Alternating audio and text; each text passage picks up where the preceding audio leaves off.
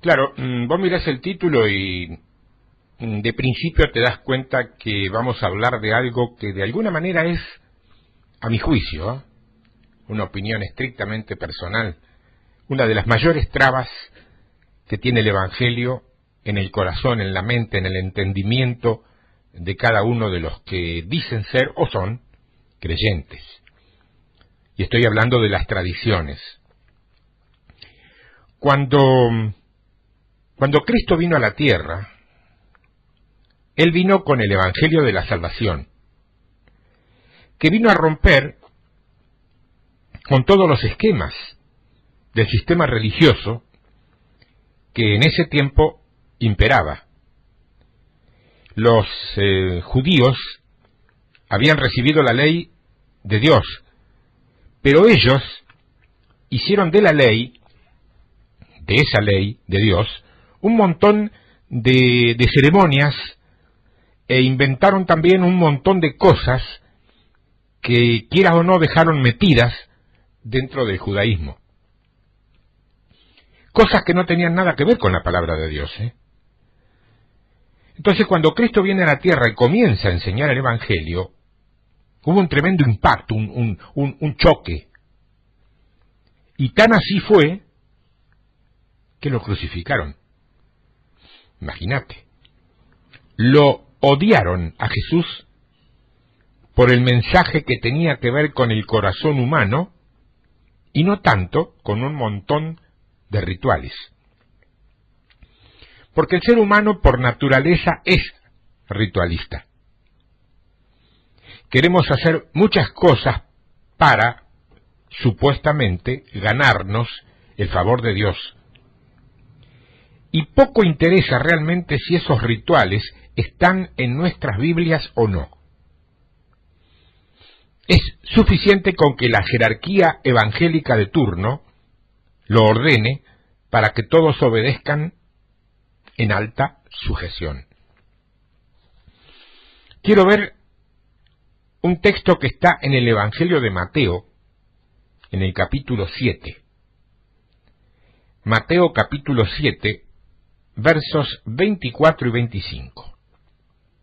Dice así, Mateo: cualquiera pues que me oye estas palabras, esto es el Evangelio que él, Jesús, estaba predicando, y las hace, lo compararé con un hombre prudente que edificó su casa sobre la roca. Descendió lluvia, y vinieron ríos, y soplaron vientos, y golpearon contra aquella casa, y no cayó porque estaba fundada sobre la roca. Jesús nos habla en este texto sobre la importancia de oír la palabra, pero fundamentalmente de hacerla, de ponerla por obra. No solamente oír, sino también hacer. Él aquí nos advierte que las tribulaciones de la vida van a golpearte en algún momento tu propia vida. Dice que tarde o temprano te van a golpear. Y que si estás bien cimentado en su palabra, al oír y hacer, vas a permanecer en pie, pase lo que pase. Pero también advierte a aquellos que oyen, pero no hacen la palabra. Y lo voy a decir para cumplir con el texto, pero me imagino que de estos, hoy, no hay escuchándome ninguno. ¿Verdad? O tal vez sí. Y dice que a ellos también tarde o temprano les vendrán los golpes de la vida, y que cuando esos vientos peguen con fuerza, como no tienen suficiente cimiento, dice que grande será su ruina. Y lo dice claramente en el verso siguiente, el verso 26. Pero cualquiera que me oye estas palabras y no las hace, lo compararé con un hombre insensato que edificó su casa sobre la arena, y descendió lluvia, y vinieron ríos, y soplaron vientos, y dieron con ímpetu contra aquella casa, y cayó, y fue grande su ruina. O sea que lo que Jesús les dice aquí en grandes rasgos, es que, por un lado, oír y hacer su palabra produce una vida estable, produce una vida segura emocionalmente y también espiritualmente. Pero que oír y no hacer la palabra de Dios también produce algo. Produce una persona inestable, tanto desde lo emocional como desde lo espiritual. Entonces, no se puede concebir a alguien que dice ser cristiano y que no obedece a Dios. Es imposible concebir a alguien así. No puede existir una cosa como esta. Sin embargo, hay muchísimas personas así, metidas dentro de las iglesias, que oyen mucho y saben, en muchos casos, hasta más que sus propios líderes, pero que no lo traducen en sus vidas cotidianas. Eso, obviamente, naturalmente, no tiene ningún efecto, pero ningún efecto. Y esos son los primeros que, al venir los golpes de la vida, que seguramente van a venir en la vida de todas las personas, porque no conozco una vida que alguna vez no haya tenido una tribulación, un golpe, apostatan de la fe y se alejan. Se amargan contra Dios y dicen que todos los que aseguran creer son hipócritas. Así es como juzgan. Pero, ¿qué es lo que pasa con ese tipo de oyente? Lo que quiero decir es, ¿qué sucede con un oyente que está sentado por allí en una iglesia cualquiera y oye, pero no hace? ¿Qué sucede con alguien que está ahora escuchándome y me oye y le gusta lo que oye, pero no lo hace? Si dice ser cristiano, pero oye y no hace, entonces pregunto, ¿de qué se está alimentando? Porque un cristiano se entiende que se alimenta de la palabra de Dios. Así que uno que oye pero no hace, ¿de qué se está alimentando? Si no lo hace, porque no recibió nada. Por eso es inestable. Por eso no es sólida su vida. ¿De qué nutre su espíritu y de ese modo también su alma? Al no alimentarse con la palabra, pronto, muy pronto vendrá el cansancio espiritual. Y si llegan algunos golpes más o menos duros, también llegará el desánimo. O sea, lo va a invadir la debilidad y como consecuencia la ruina, casi o no casi, total. Entonces, ese tipo de oyentes, al no vivir la palabra de Dios, aunque vayan a una iglesia y hasta tengan cargos importantes, ¿me querés decir qué vive? ¿Sabés cómo empieza a vivir? Comienza a vivir una vida religiosa. Una vida religiosa, no de comunión genuina con Dios, no de caminar mano a mano con Él, sino de un basamento fundamentado en buenas obras. Hará todas las cosas buenas que estén a su alcance hacer, pero siempre tratando de ganarse el favor de Dios. He sabido de gente que da testimonio vía internet respecto a que se sienten gozosos por haberle ganado a Jesús y a Moisés, que ayunaron por espacio de 40 días, ya que ellos aseguran que llevan cerca de 50. Lo he visto eso. ¿Vos crees que por dejar de comer ya sos un tremendo cristiano? ¿Realmente crees eso? Quiero decirte algo. Los budistas también ayunan. Y los peladitos de amarillo, los Hare Krishna, también ayunan. Y hasta los satanistas ayunan fuerte. Y muchos de ellos están más esbeltos estéticamente que muchos cristianos. al no vivirse la palabra de Dios, todo empieza a traducirse en una vida repleta de actividades ceremoniales y religiosas. Pero todo es externo, y siempre creen, erróneamente, que Dios aprobará eso en sus vidas, y hasta suponen que cuando se pasan todo ese tiempo sin comer, Dios por poco se cae del trono de la sorpresa, del asombro y de la admiración. Pregunto, ¿estará normal una mente que piense así? ¿O que crea algo así? El problema de una vida que consiste en hacer buenas obras para ganarme el favor de Dios y de paso acallar mi conciencia no tiene nada que ver con cómo está mi corazón o con mis actitudes. Créeme, esto, tarde o temprano, te va a cansar. En el libro de los Hechos, en el capítulo 17, desde el verso 22 en adelante, dice, Hechos 17, 22. Entonces Pablo, puesto en pie en medio del areópago, dijo, varones atenienses, en todo observo que sois muy religiosos, porque pasando y mirando vuestros santuarios, ellos tenían dioses para tirar para arriba, para dar y prestar, te diría, ¿no? Porque adoraban todo y se sentían muy religiosos, pero vivían en una alta corrupción moral, los atenienses.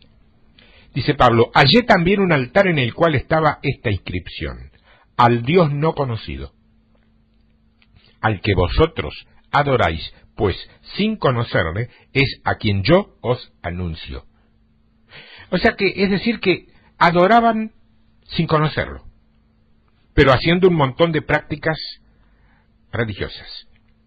Y ellos pensaban que, si bien no lo conocían, igualmente podían quedar muy bien con él, adorándolo junto con los otros. ¿Y entonces qué hacían? Pura ceremonia. Pura ceremonia. Y la historia dice que Pablo les dijo que precisamente de eso él les venía a hablar, para que se apartaran de todo eso. De todos modos, yo quiero darle énfasis a esa frase que Pablo pronuncia al principio, cuando les dice, sois muy religiosos. Muy religiosos. Porque la palabra religiosos es una palabra griega que se pronuncia más o menos así, y perdóname si sabes perfectamente griego si no lo pronuncio bien, porque yo no conozco perfectamente griego, conozco algo de griego.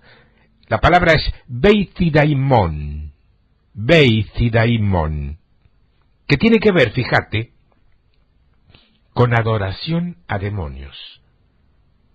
Religiosos, Pero también significa esta palabra lo siguiente, muy supersticiosos. Eso es lo que Pablo les quiere decir, Porque lo que Pablo les dice entonces es que ellos son sumamente supersticiosos. ¿Y cuál sería la definición de superstición? La Real Academia Española tiene 3 definiciones. La creencia extraña a la fe y contraria a la razón.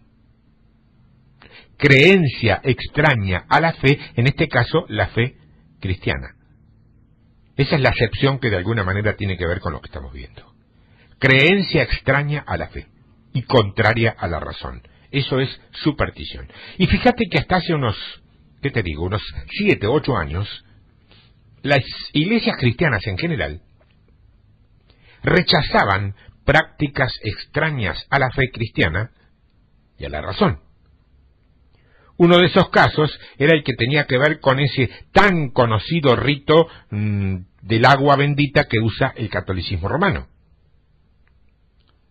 Porque muchos pensaban que si se le caía encima a alguien todo el recipiente, la bendición que iba a recibir le duraría hasta que se muriera. Pero la gran mayoría decía, eso es pura superstición. Y sí, era superstición nomás. Porque, ¿qué tiene de poderoso el agua? Claro, sin embargo, el asunto era que la gente le atribuía poderes al agua. Yo sé que esto que digo todavía puede molestarle a alguien que todavía no haya terminado de salir de su vieja religión. Le pido disculpas. Mi trabajo consiste en darle palmadas o cachetadas en las mejillas a alguien que está dormido, porque después da mucho trabajo resucitar un muerto. No sé si me entiende. Estoy hablando siempre en términos espirituales. Claro, es precisamente por esto que lo digo. Hay toda una superstición en suponer que porque alguien realiza una señal por encima, toda esa agua se bendice y pasa a bendecir a quien se la arrojen encima. Yo, sin embargo, no puedo quedarme solamente en esa esfera contra la que tantos supuestos cristianos han encarado hasta con falta de respeto y con violencia incluso. Porque en no pocas iglesias cristianas han dejado a un costado la palabra de Dios y han pasado a creer, por ejemplo, en unos paños ungidos con la transpiración del predicador, consistiendo o insistiendo o argumentando que esos paños ungidos con la transpiración del predicador pueden sanar o liberar a los enfermos o a los endemoniados. Ya estamos igual o peor que lo que hemos estado criticando, ¿eh? Y no es solamente eso. Hay iglesias cristianas donde se venden pequeñas botellitas con agua que te dicen es del santo río Jordán. O pequeñas maderitas que te aseguran que son de la cruz de Cristo. O de pequeñas piedrecitas sacadas de la entrada del Santo Sepulcro. Nunca te vendieron algo así o te ofrecieron algo así, ¿verdad? Gloria a Dios, si no pasó y solamente me tocó verlo a mí. Si no caes en eso, tenés las supuestas revelaciones extrabíblicas que solamente podés recibir si antes pactás con Dios por ellas por un determinado precio, que se puede estimar en el peso o en la moneda de tu país, cualquiera sea, o en el dólar, para asegurarte problemas inflacionarios, o en el euro, si es que estás en Europa. Una cierta cantidad de dinero para poder traer al mundo visible una revelación de Dios. Che, ¿alguien puede creer eso? Sí, alguien cree eso. De lo contrario no sería el negocio que sabemos es. Sin embargo, es pura superstición, pura religiosidad. En Mateo 23:23 está claramente definido por el propio Jesús. Es cuando él se encontraba contendiendo y luchando contra los fariseos, que eran los religiosos a ultranza de su tiempo, y dice en Mateo 23:23, ¡ay de vosotros! Ese ay es de dolor, ¿no? ¡Ay de vosotros, escribas y fariseos! Que eran los líderes religiosos, los que interpretaban la ley y los que enseñaban la ley. ¡Hipócritas! Yo digo, ¿por qué les dijo algo tan feo y tan duro? Bueno, aquí mismo nos dice por qué. Hipócritas, porque diezmáis la menta y el eneldo y el comino y dejáis lo más importante de la ley, la justicia, la misericordia y la fe. Esto era necesario hacer, ejercer justicia, misericordia y fe, sin dejar de hacer aquello, esto es, sin dejar de diezmar, si es que ellos deseaban hacerlo. Pero claro, ¿qué hacían ellos? Ellos le daban más importancia a un acto público totalmente visible, que era traer a la casa de Dios diezmos y ofrendas. ¿Vos sabés que hoy el mayor énfasis de las iglesias cristianas alrededor del mundo es precisamente en la recolección de los diezmos y las ofrendas? Hacen un sobreénfasis en algo externo. Tanto que en muchos lugares de las estructuras babilónicas todavía es mucho más extenso el el mini sermón previo al levantamiento de las ofrendas que el mensaje propiamente dicho. Y he sido testigo en otros lugares de ciertas formas de subasta. ¿Quién da 100? ¿Quién da 500? ¿Quién da 1000? Y los que traen 20 pesos por poco se mueren de vergüenza por allá atrás en el fondo, porque se sienten no solo marginados, sino casi hasta juzgados y sentenciados de avaricia, cuando a lo mejor era lo único que tenían. Estamos exactamente igual a los que por años hemos estado criticando. Yo he escuchado a gente importante, a gente por ahí te digo muy importante, decir casi vociferando a los congregados que si no traen los diezmos a la casa de Dios va a ser mejor que se los traguen. Que se los traguen.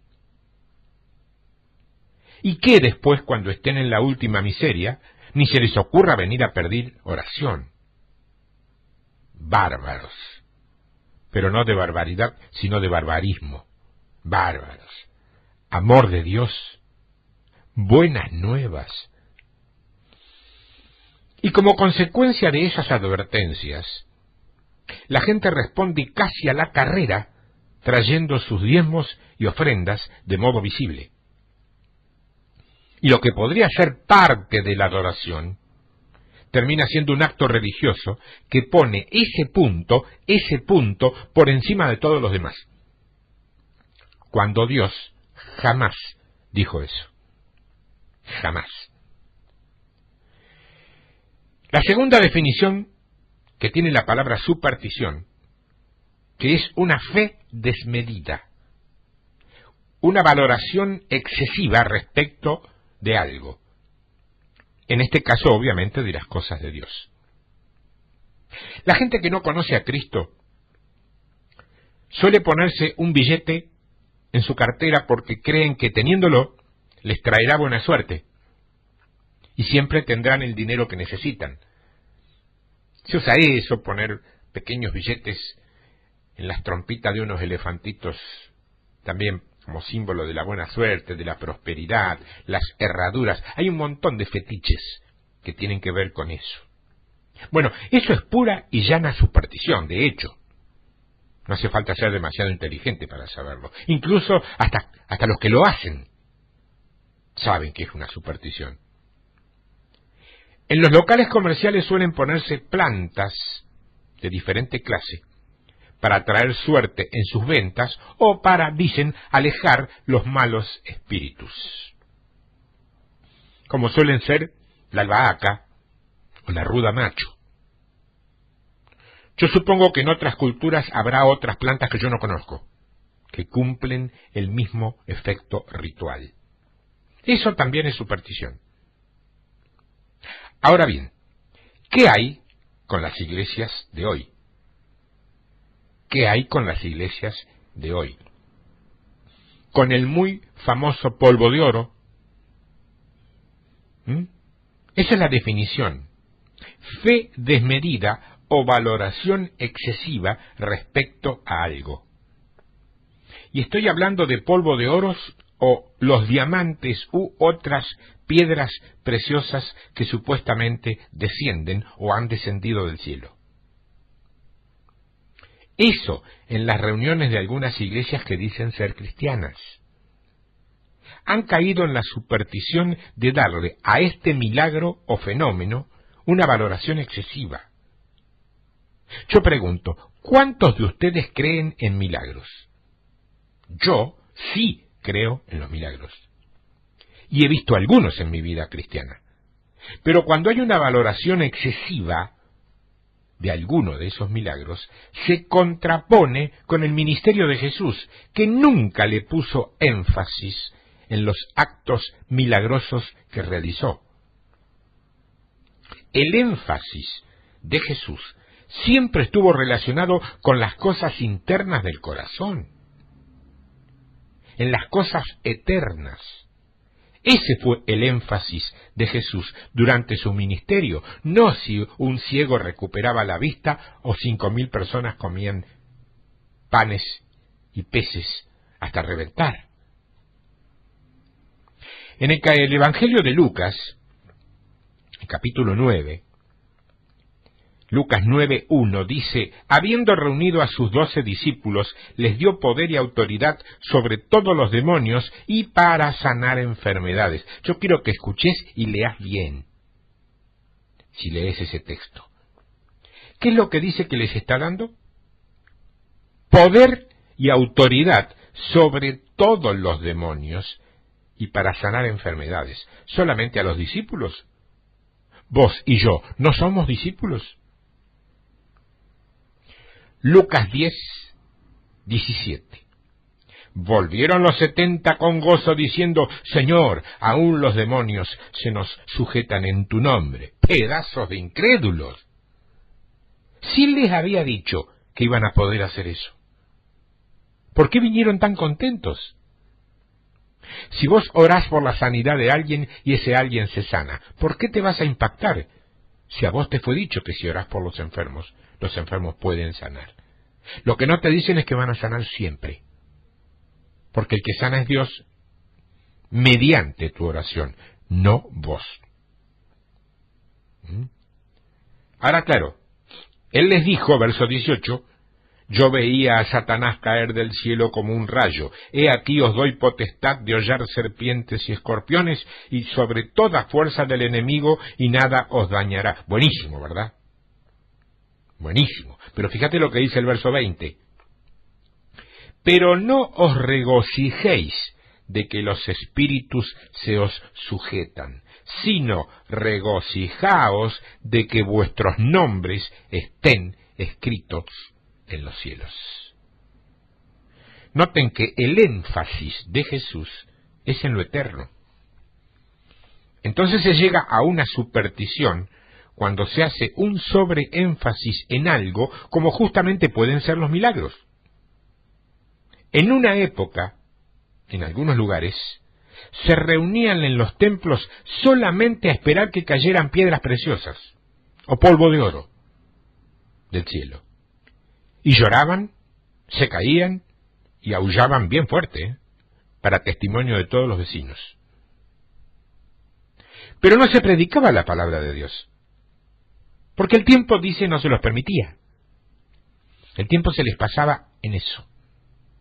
Y no sé cómo les iría después, porque hasta donde yo sé, la palabra de Dios es lo único que alimenta el espíritu.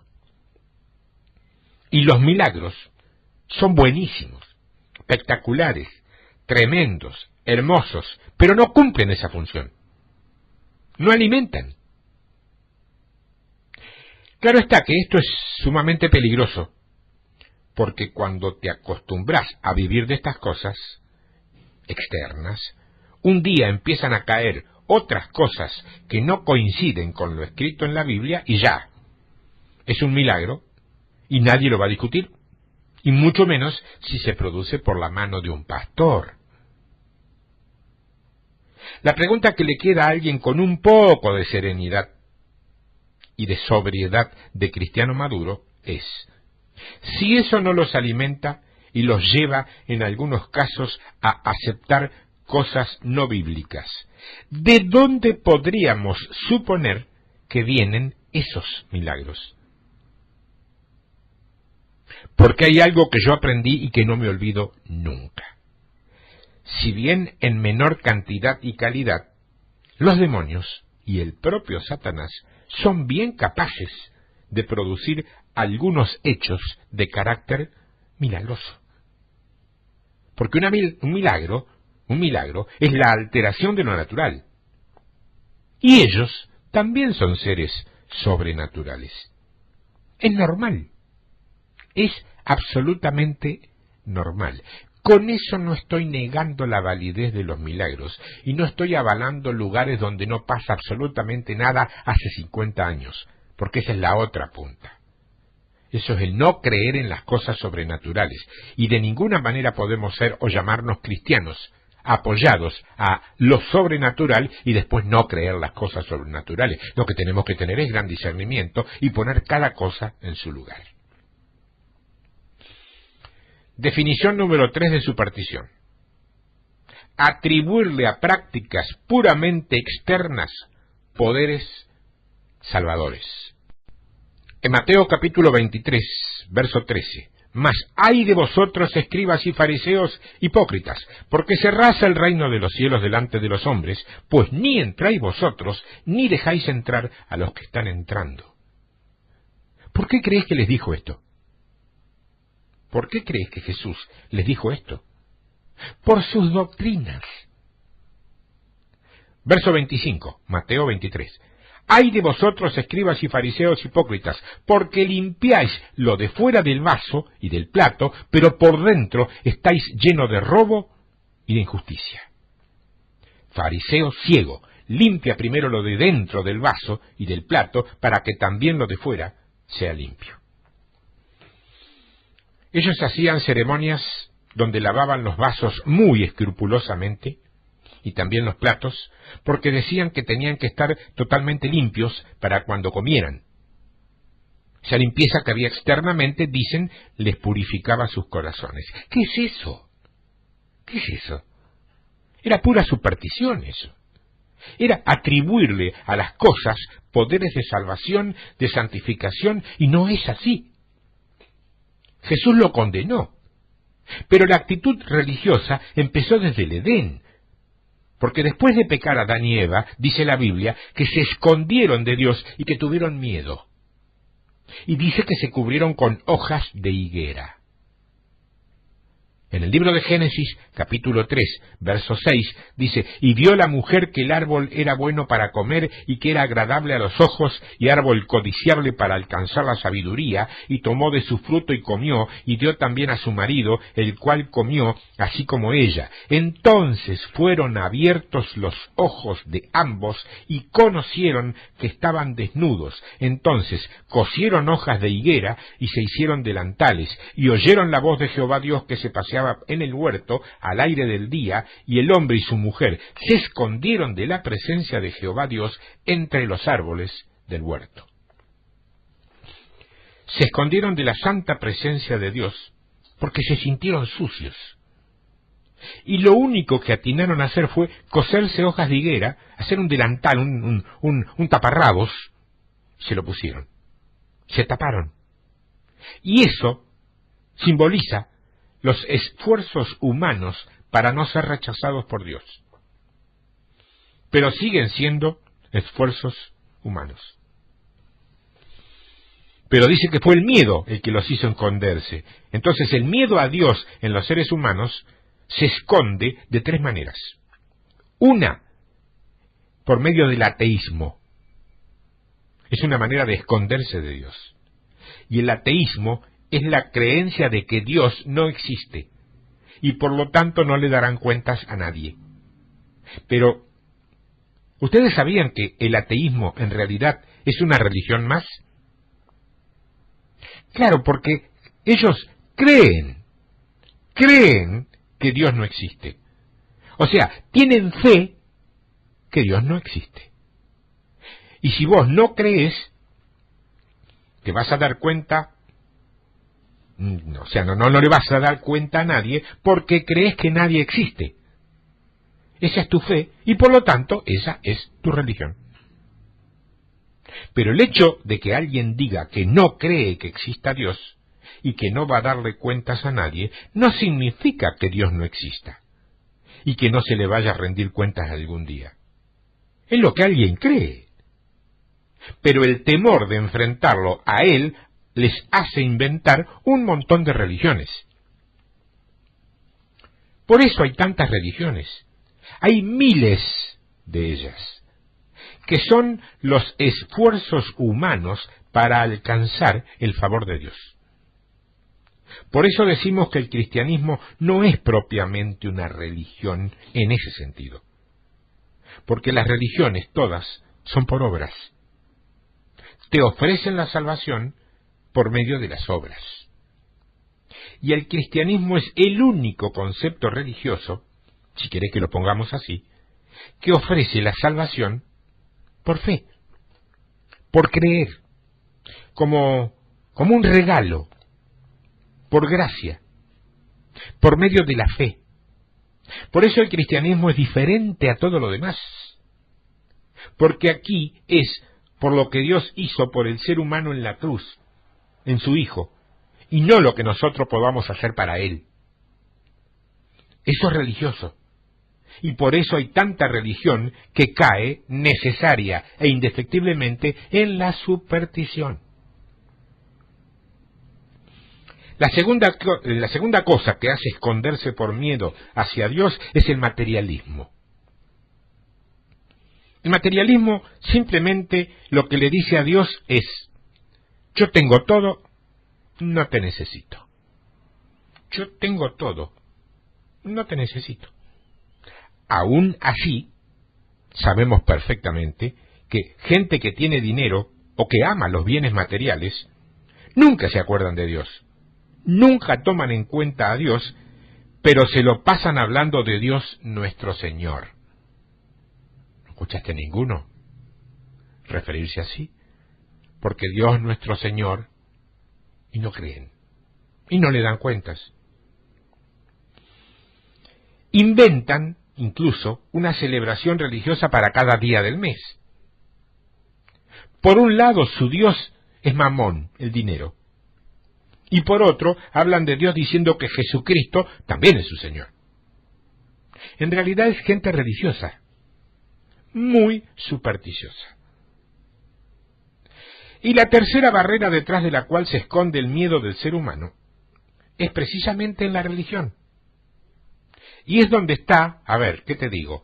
Más del 90% o 95% de los habitantes de este planeta. Porque se dice que solamente el 2 o el 3% de la población mundial se declaran ateos. Los demás, y a cualquier país que vos vayas, verás manifestaciones de corte religioso de alguna naturaleza. Verás a gente acostarse, en una cama de clavos o de vidrios, y hasta traspasarse con puntas la lengua. Y todo eso, dicen, es en honor a Cristo. Dicen ellos eso. Hay lugares muy específicos y conocidos que yo no voy a mencionar, porque no quisiera que se confunda con juicios sumarios en este tiempo, donde literalmente se crucifican en honor a Dios, se traspasan con clavos en cruces de madera, en honor a Dios. Pregunto, ¿ustedes creen que eso es agradable a Dios? Mirad sus respuestas. El caso es que en la Biblia dice que hubo un solo sacrificio y que ya no hay que hacer ningún otro. Todo aquel sacrificio, práctica ceremonial o religiosa que otorgue un atributo de salvación o el reclamo para una bendición de Dios es pura religión mezclada grandemente con superstición. A esto lo leí tal cual lo había notado. Entonces la religión es el vano intento del hombre para acercarse a Dios. Por eso hay cientos, miles de religiones. Porque inventamos nuestras fórmulas mágicas y supersticiosas de cómo acercarnos a Dios y sin diferencias de credo.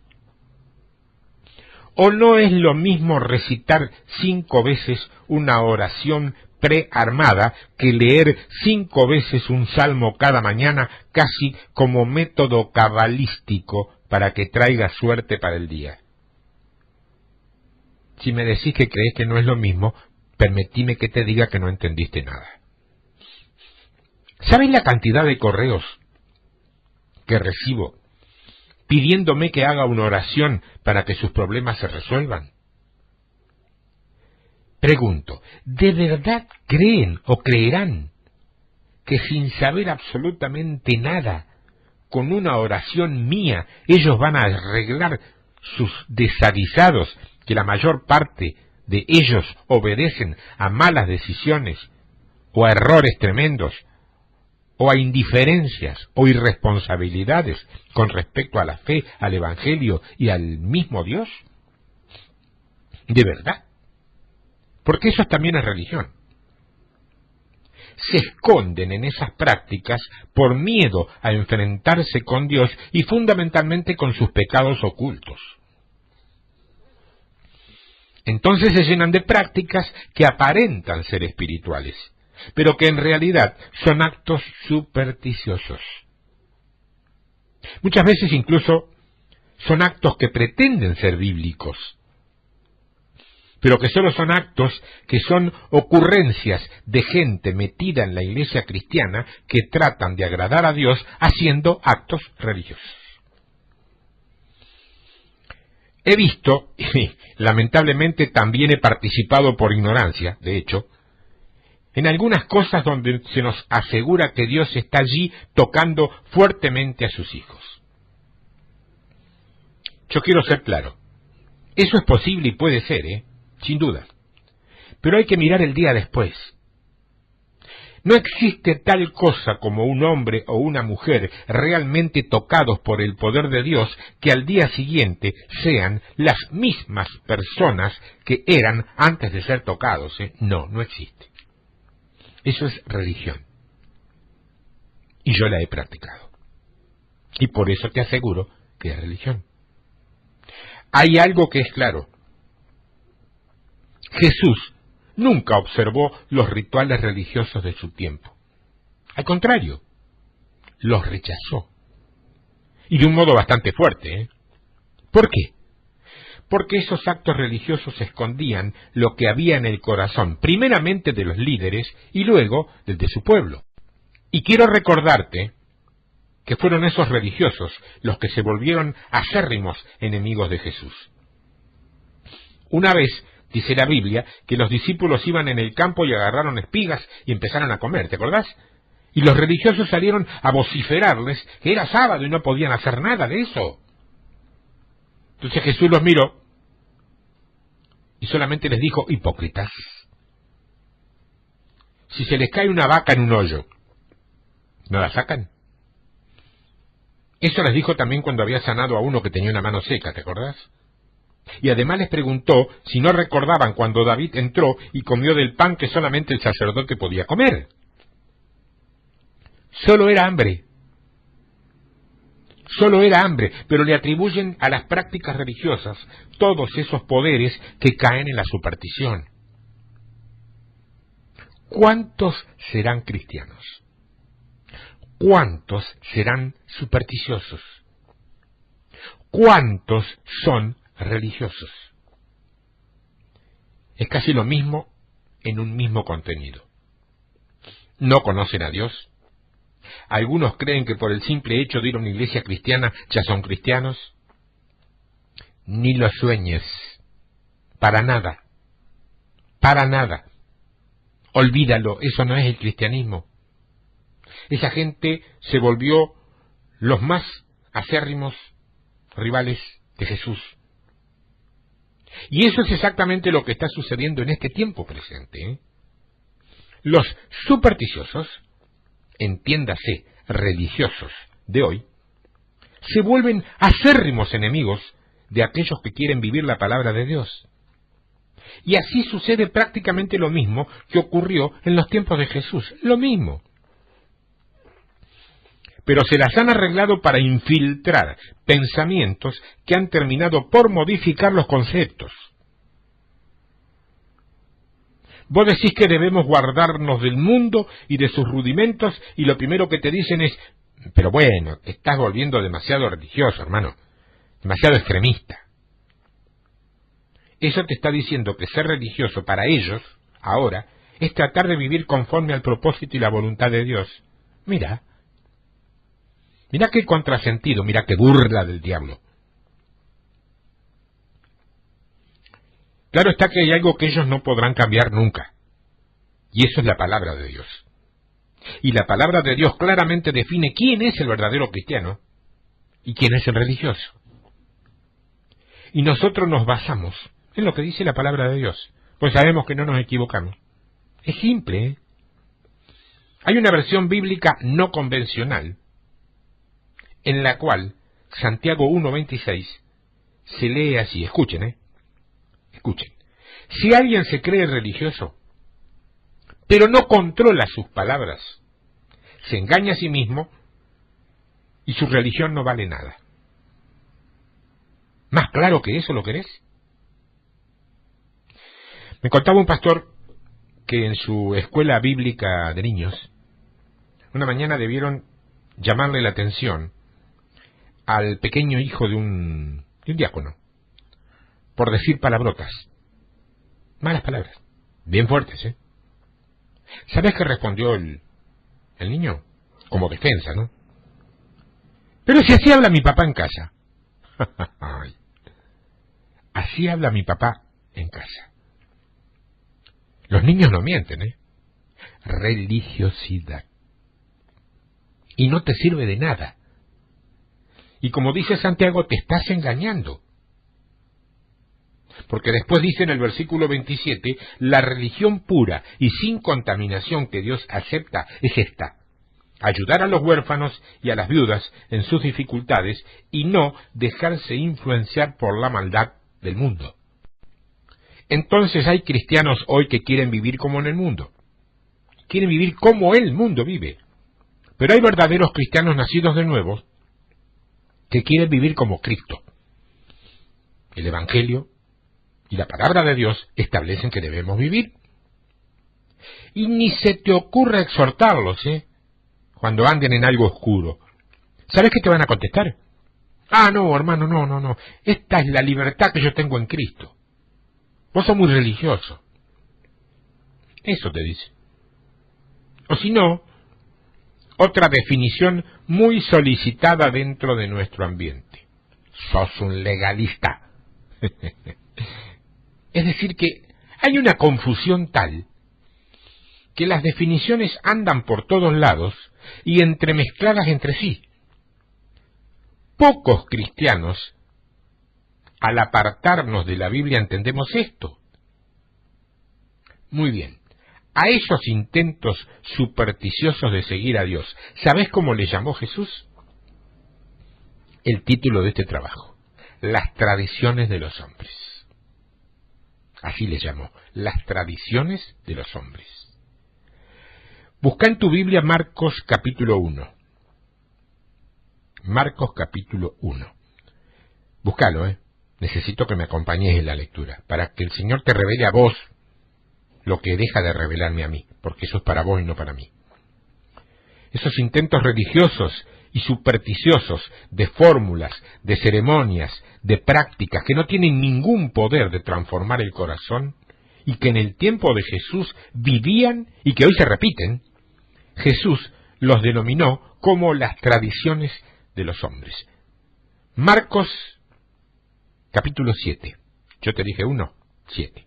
Verso 1, quise decir. Marcos capítulo 7. Te doy tiempo para que corras tus páginas un poquito más adelante. Marcos capítulo 7, verso 1. Se juntaron a Jesús los fariseos y algunos de los escribas que habían venido de Jerusalén, los cuales, viendo a algunos de los discípulos de Jesús comer pan con manos inmundas, esto es, no lavadas, los condenaban. Claro, ¿vos te acordás cuando andaba la famosa epidemia de la famosa gripe A? No sé si en tu país, acá hubo incluso muchas prevenciones, se aconsejaba a la gente andar con barbijos y etcétera. Bueno, es como si en los tiempos de esa famosa gripe A hubieran puesto gel en la puerta de los templos, pero el predicador les hubiera dicho que había que ponerse el gel en las manos antes de entrar, porque de esa manera se purificaba el alma y el espíritu. En realidad lo que estaba haciendo era protegerte de una epidemia. Pero no la podíamos mezclar con lo espiritual.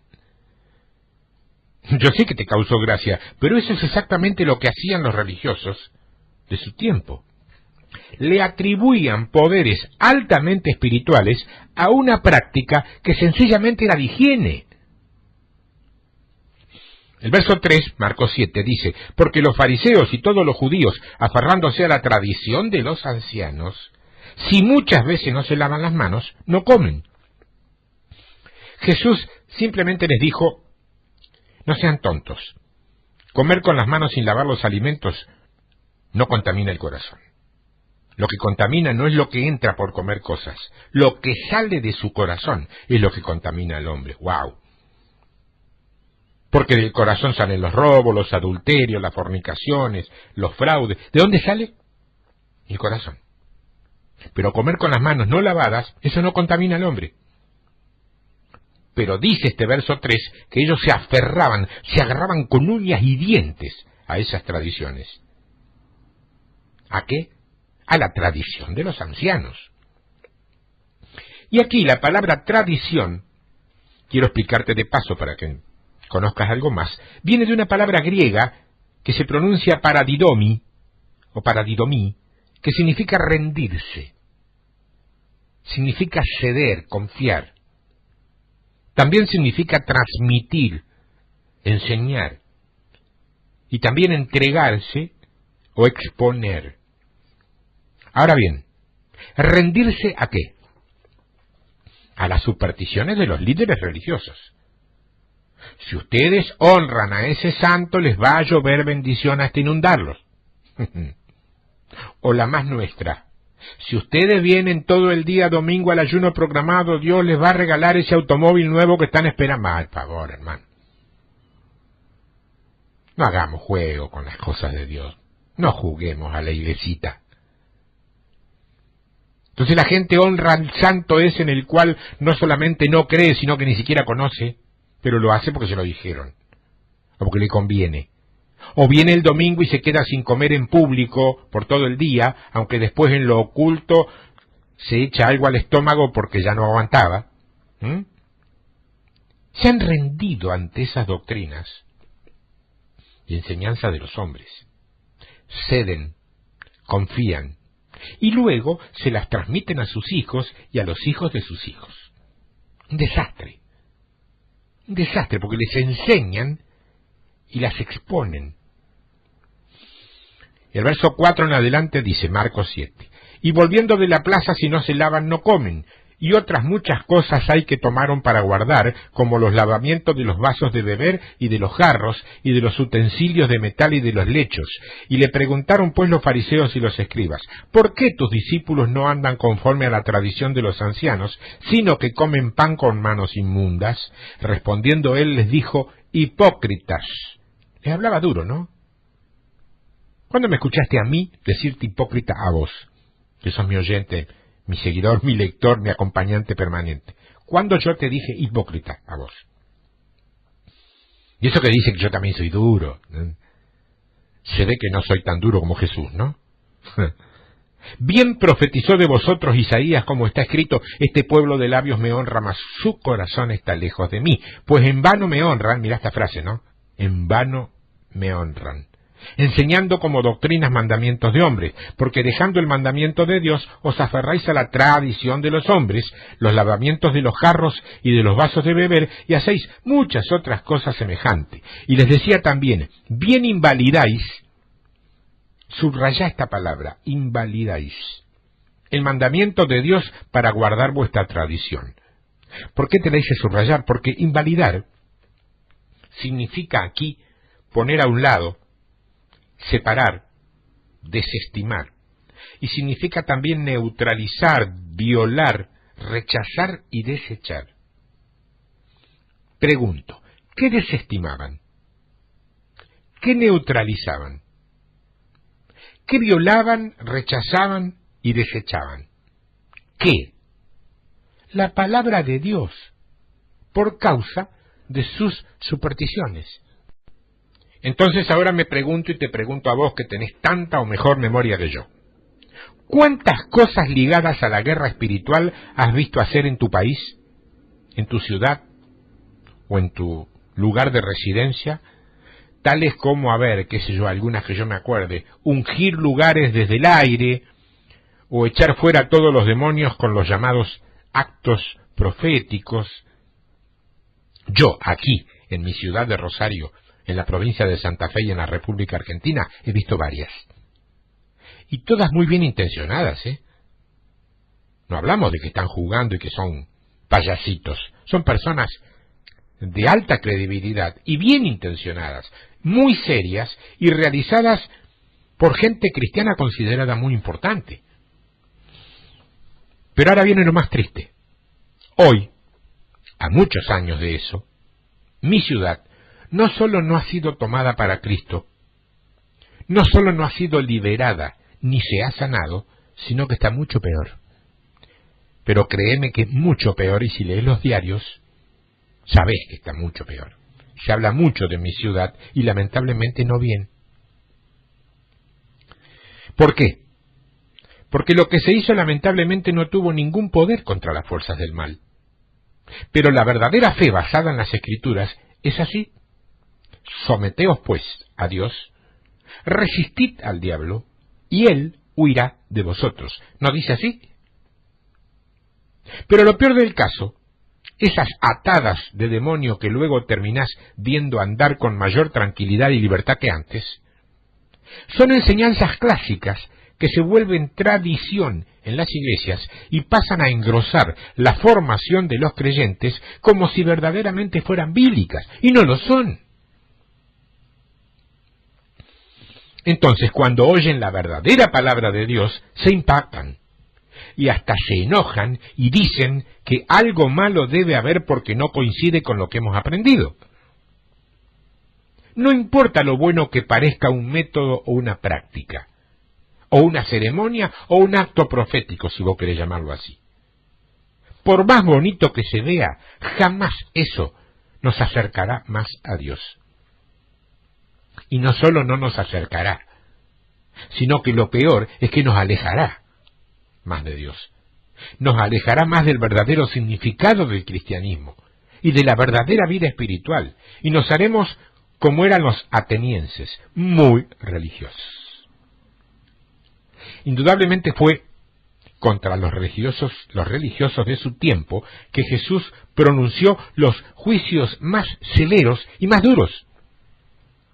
Porque estos líderes, supuestamente, eran los encargados de guiar al pueblo en los caminos de Dios. Mira lo que les dijo Jesús en Mateo capítulo 9, verso 36. Mateo 9, 36.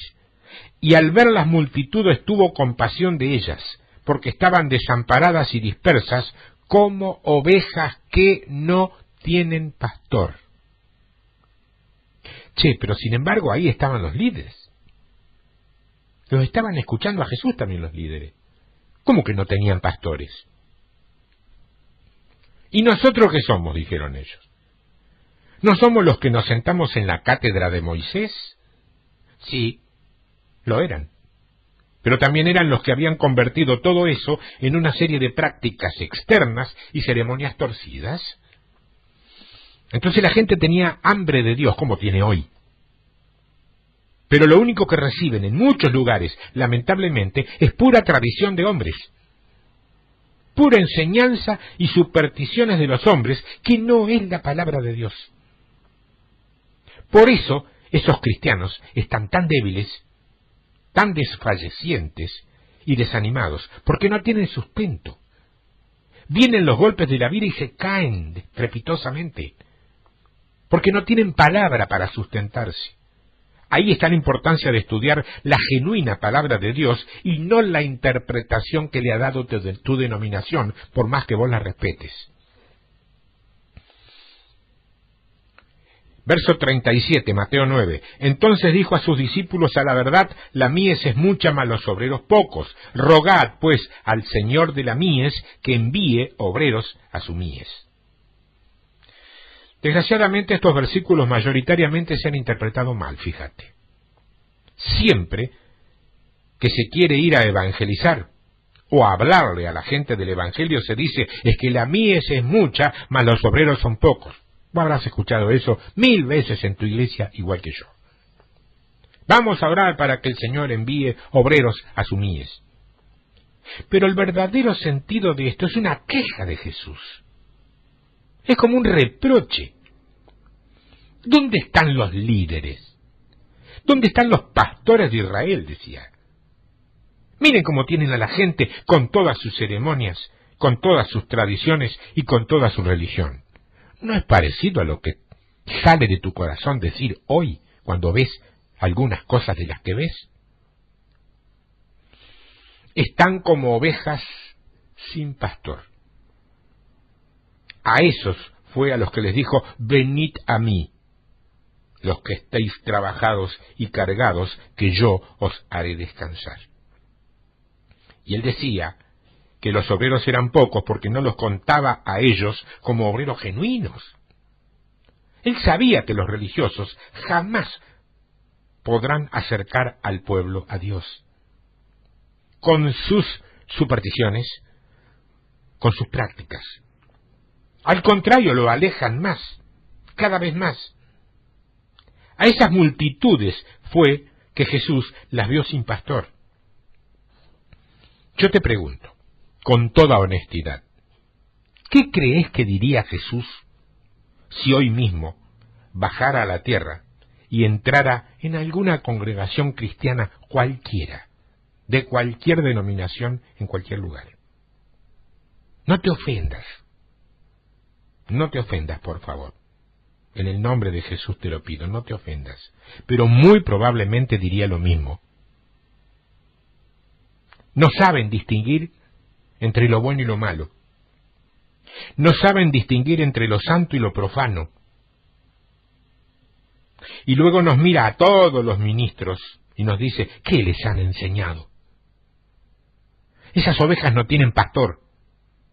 En lugar de apacentarlas y cuidarlas, te quisiste enseñorear de ellas para tu beneficio personal. Eso nos diría a todos. Nadie escapa a esto. Congresos, funciones teatrales, conciertos con cantantes y músicos cristianos de moda, festivales, concursos, danzas y mucha luminaria, pero mucha, No había quejas, Los cristianos se veían muy entretenidos y hasta muy divertidos con todo eso. La palabra.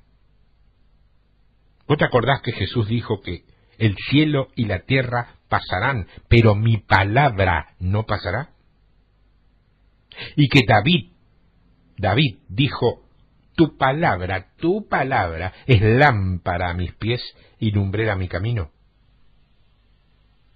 Para vos, ¿qué es la palabra de Dios? A veces decimos que alguien habla tan lindo que nos pasaríamos horas oyéndolo. Pero quiero decirte que si no es palabra de Dios, te va a entrar por una orejita y te va a salir ya mismo de manera inmediata por la otra. Eso, créeme, es pura religiosidad. No se trata de que alguien hable lindo, te entretenga y te haga pasar un rato supuestamente espiritualmente considerado como agradable. Se trata de que cuando te levantes de allí ahora haya entrado en tu ámbito espiritual alimento genuino que te permita caminar 3, 4, 5 días con un poder, una vivificación interna que te lleve a ser más que vencedor, que esa es la promesa que tenemos. En Cristo somos más que vencedores. ¿Por qué? Porque Cristo nos fortalece. Ahora nos fortalece cuando nosotros incursionamos en su palabra. Si nos ponemos a hacer prácticas supersticiosas, suponiendo que eso nos va a dejar libres para que lo hagamos. Pero vamos a retornar a nuestras casas tan vacíos o más que cuando salimos. ¿Y cómo hago yo para identificar eso con la palabra iglesia? Una cosa es la iglesia según el idioma de Dios y otra cosa es la iglesia según el idioma del hombre. No te quepa ninguna duda, Tenemos que acercarnos por discernimiento espiritual a lo que es iglesia de acuerdo al idioma de Dios. De lo contrario, no tenemos salida. No tenemos vida abundante, aunque tengamos vida eterna. Eso yo no te lo voy a discutir. Es Dios el que define. Pero la vida eterna es por gracia. No necesita ningún esfuerzo de tu parte. Pero la vida abundante sí necesita. Y ministerio significa pagar un precio. Y a veces pagar un precio significa que alguien te tenga bronca a la distancia, te agarre odio, te calumnie y diga cualquier cosa de vos, aunque no te conoce y aunque no sabe si lo que estás diciendo es verdad o no. la tradición de los hombres. tiempodevictoria@hotmail.com, tiempodevictoria@yahoo.com.ar son mis correos para que cualquier comentario, algo que quieras comentar respecto a esto, me lo hagas saber si querés escribirme. Dios te bendiga, hasta la próxima semana, si Dios quiere.